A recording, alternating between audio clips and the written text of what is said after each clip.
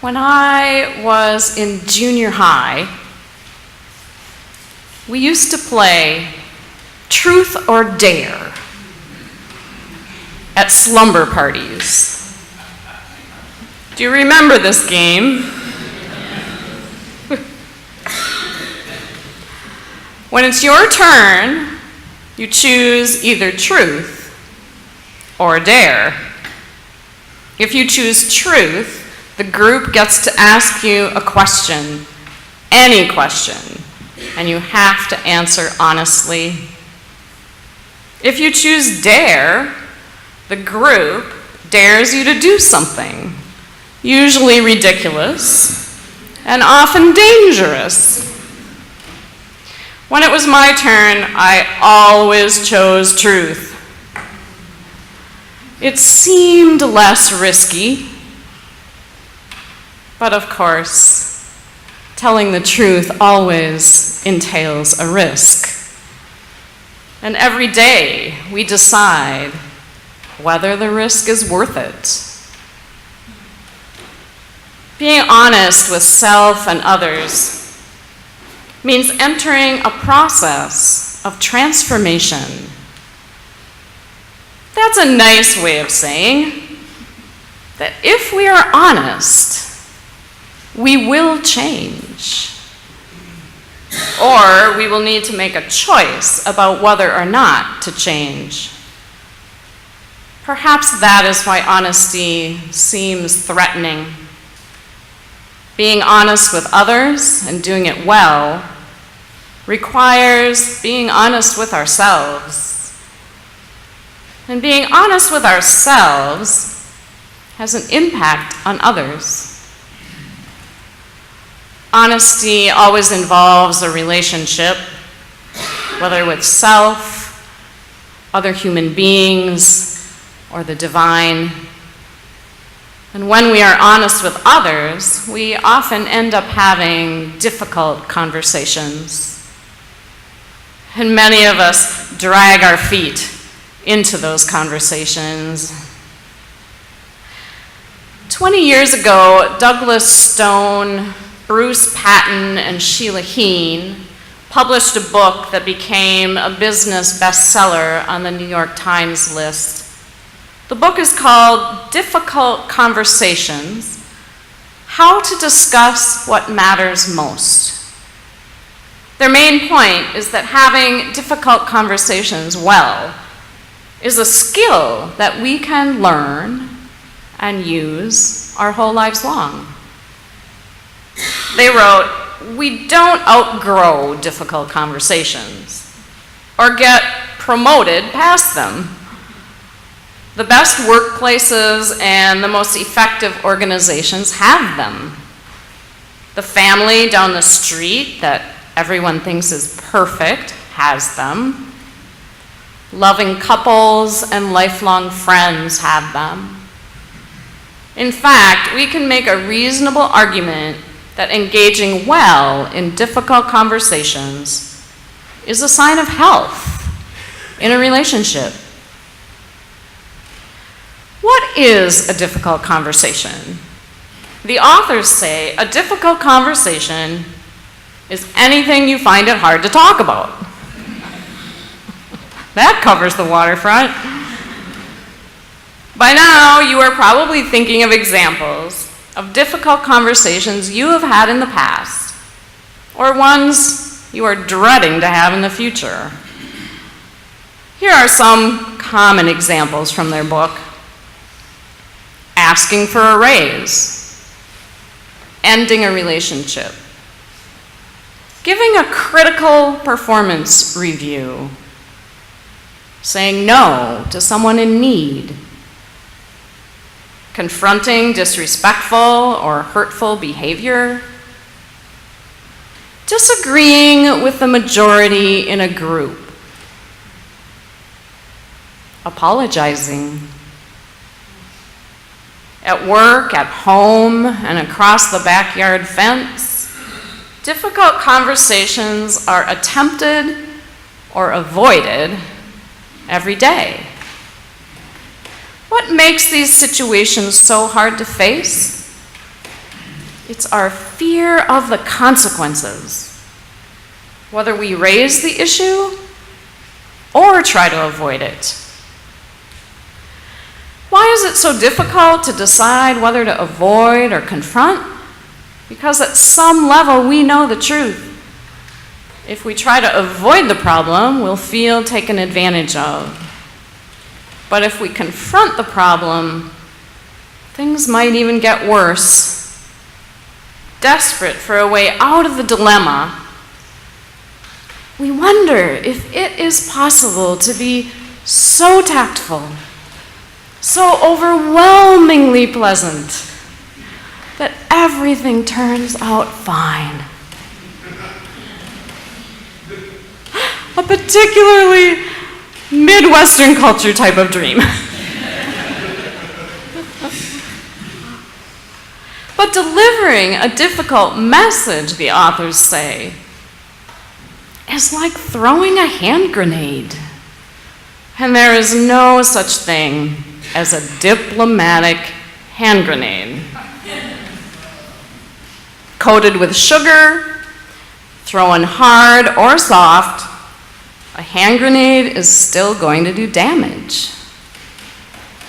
And keeping it to yourself is no better. Choosing not to deliver a difficult message is like hanging onto a hand grenade once the pin has been pulled. So we feel stuck. But the authors say there is hope. There is a way to turn the damaging battle of warring messages into a more constructive approach that they call a learning conversation. A learning conversation. That doesn't sound so bad. I recently had the opportunity to practice honesty through a difficult conversation. Completely out of the blue, an old friend came back into my life. This is a person I met at a significant turning point in my life, and I will always love, no matter what. However, I didn't realize the full impact of this friend dropping completely out of my life a number of years ago until they waltzed back in. Let's just say I had mixed feelings about them getting back in touch. Before we reactivated our friendship, I needed to sort out my feelings and get honest with myself. Then I needed to get honest with them. Otherwise, our friendship would not be true. Without realizing it, I worked through the 3 steps recommended in the book for having a difficult conversation. Boy, do I feel smart. Stone, Patton, and Heen claim there is an underlying structure to what's going on in every difficult conversation. They say that each difficult conversation is really 3 difficult conversations all at once. There's the what happened conversation, the feelings conversation, and the identity conversation. During the what happened conversation, we struggle with our different stories about who's right and who's to blame. We assume that it is possible to discover the truth, but it's not. The only thing we can discover is each other's perceptions and interpretations. So, what works well, they say, is to shift our purpose in a difficult conversation from proving we are right to understanding the other person's experience. To move away from delivering messages and toward asking questions. What happened for us? What happened for them? How was I affected when my dear friend dropped out of my life? What was happening for them that influenced that decision? Why didn't they respond to my multiple attempts to connect? How did we each handle what happened? The feelings conversation acknowledges that difficult conversations are always emotionally charged. There's just no way around that. So it helps to name your feelings without blame or judgment. They're always there. And this is best done before trying to problem solve, before trying to deliver a message, before pretending that we can discover the truth. How did I feel about this sudden contact from my long-lost friend? I felt surprised, angry, sad, confused, and cautiously happy. How were they feeling? I didn't know. The identity conversation is, the authors say, central to all of it. The identity conversation is about who we are and how we see ourselves. Who am I in this friendship? Am I a person who allows herself to be used? Am I a person who forgives? Am I a person who lives in the past or the present? How do I see myself? What is at stake? One of the tricky parts of difficult conversations is when one of the people in the relationship asks, "Can I give you some feedback?" Personally, I have mixed feelings about feedback.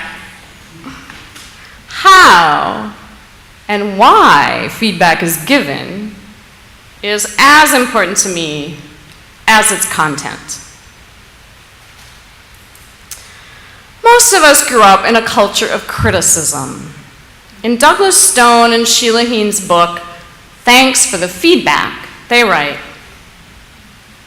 "Before you tell me how to do it better, before you lay out your big plans for changing, fixing, and improving me, before you teach me how to pick myself up and dust myself off so that I can be shiny and successful, know this, I've heard it before.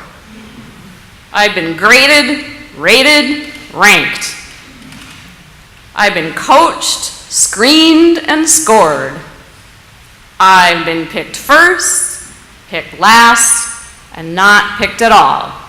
And that was just kindergarten."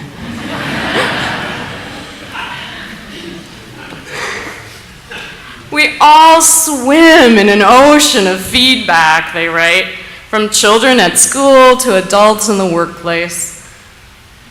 For example, Margie receives a meets expectations in her performance review, which sounds to her like, "Really? You still work here?" And then, another example, your second grader's art project titled "Mommy Yells" was a hot topic at the school's open house. Your spouse has been complaining about your same character flaws for years. You think of this less as your spouse giving you feedback and more as your spouse being annoying. And another example, Rodrigo reads over his 360-degree feedback report repeatedly. He can't make head nor tail of it. But one thing has changed. He now feels awkward with his colleagues, all 360 degrees of them. 20 years ago, I faced the challenge of receiving anonymous feedback from the members of the first congregation I served full-time. It was the dreaded and very old-fashioned evaluation survey. Many a minister's downfall, no matter how well things are going. When I expressed hesitation about this process, a church member chirped, "But Dena, feedback is the breakfast of champions."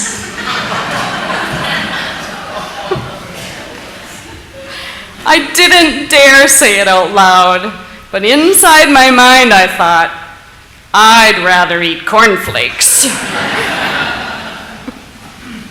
You see, there are constructive ways to handle feedback and destructive ways. Anonymous feedback in a community is destructive. Why? Well, there's no way for the receiver to respond, to be in a relationship because you don't know who the giver was. There's no context. Anonymity often encourages harshness because the giver can hide and never be accountable to the effect of their communication. Even when we know the person who's giving us feedback, we might experience hesitation receiving it. There are very few of us who embrace feedback enthusiastically, like the boy in this story. There once was a happy young optimist whose parents are trying to teach him to see the world more realistically.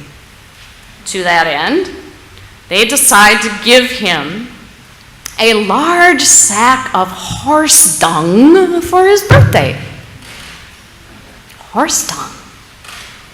"What did you get?" asked his grandmother, wrinkling her nose at the smell.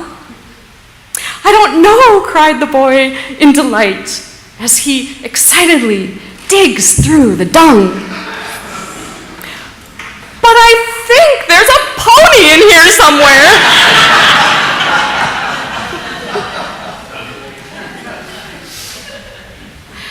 Stone and Heen wrote in their book, Thanks for the Feedback. When we ask people to list their most difficult conversations, feedback always comes up. They describe how tough it is to give honest feedback, even when they know it's sorely needed, and that getting feedback is often no easier. What is feedback?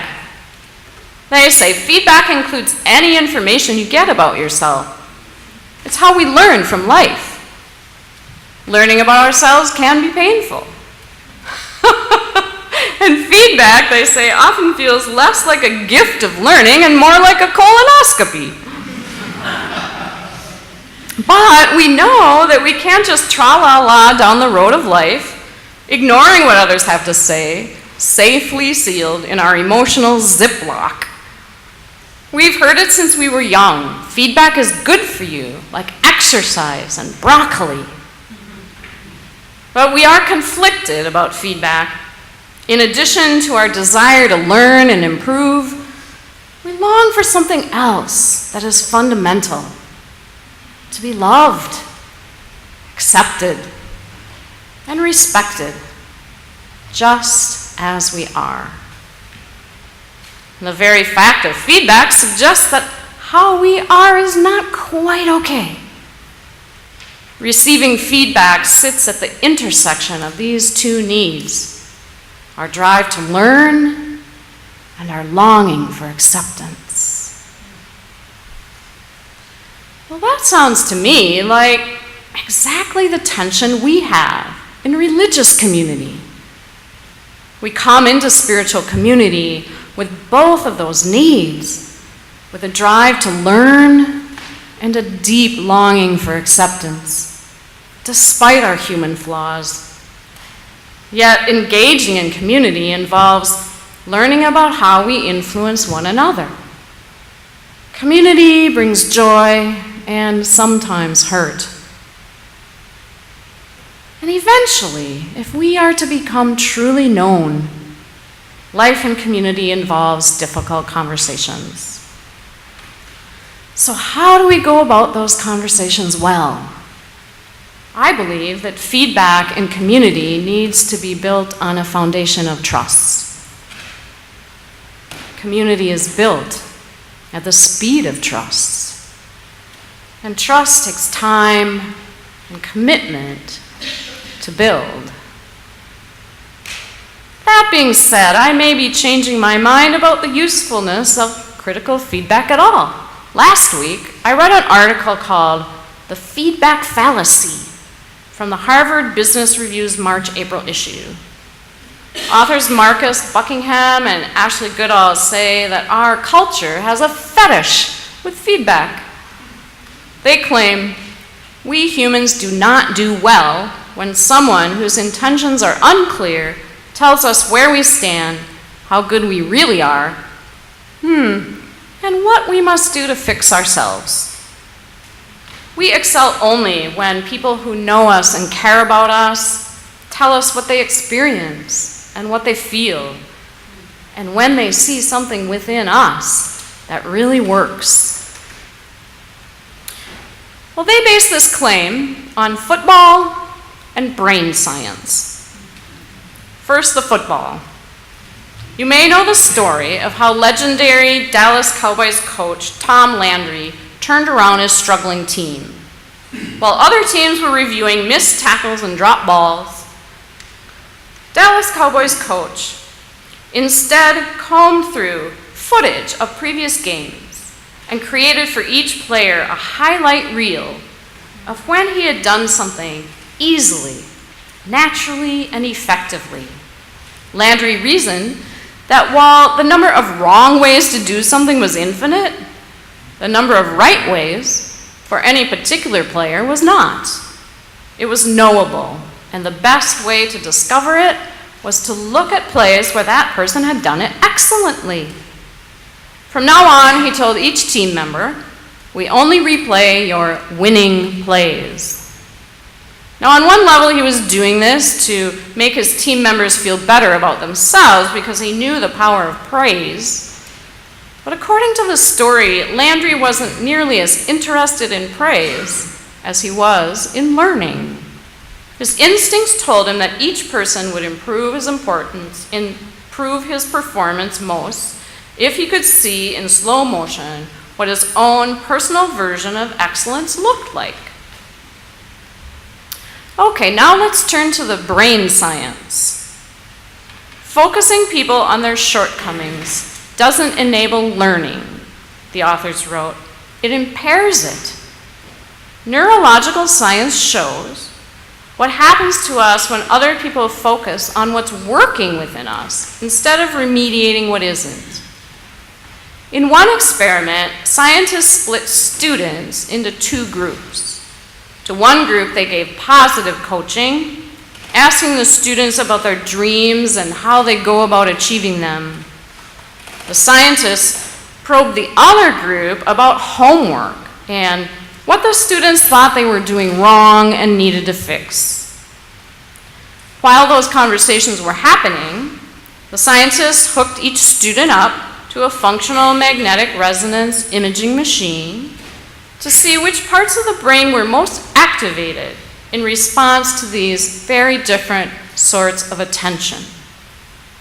In the brains of the students asked about what they needed to correct, the sympathetic nervous system lit up. And this is the fight or flight system, which mutes the other parts of the brain and allows us to focus only on the information most necessary to survive. Your brain responds to critical feedback as a threat and narrows its activity. The strong negative emotion produced by criticism inhibits access to existing neural circuits and invokes cognitive, emotional, and perceptual impairment, they said. In the students who focused on their dreams and how to achieve them, the sympathetic nervous system was not activated. What lit up instead was the parasympathetic nervous system.